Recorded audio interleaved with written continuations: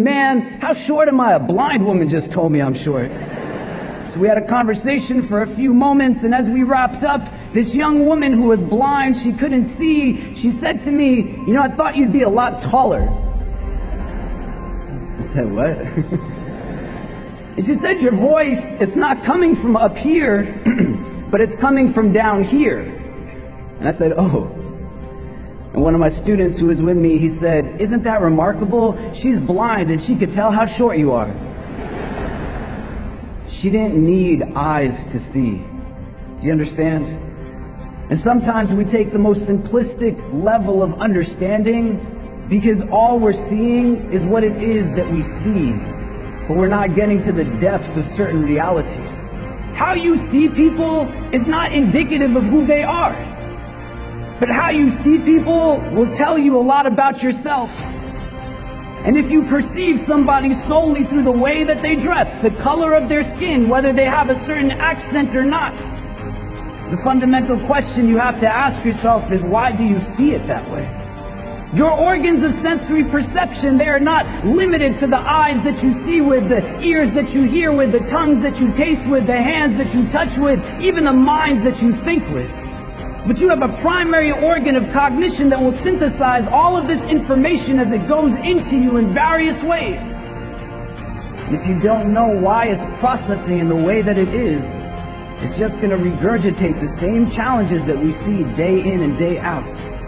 You get what I'm saying? Our deepest strengths are not when we are apart, but only when we come together in ways that we uniquely can. And this is imperative to be able to reflect upon now, because in your work, you will have full opportunity to decide who it is that you will serve and who it is that you will not serve. And you have to ask yourself today, what will somebody need to look like for me to not be there for them? What color of skin will they need to have? What will the texture of their hair need to be?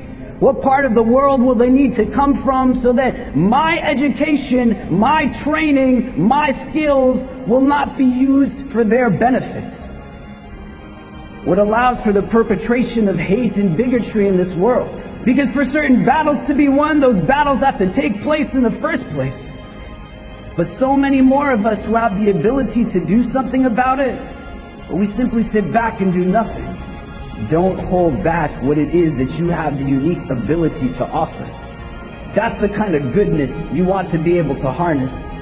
Today, make an affirmation that your growth as you move forward on every tomorrow that you see will not be by understanding the other only through preconceived ideas and notions, but you will learn the stories of those that are different from you by actually being with them.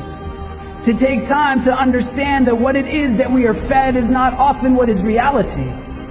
And the gain will not be only for those that will benefit from your presence, but your perspectives will broaden in ways that you can't even imagine.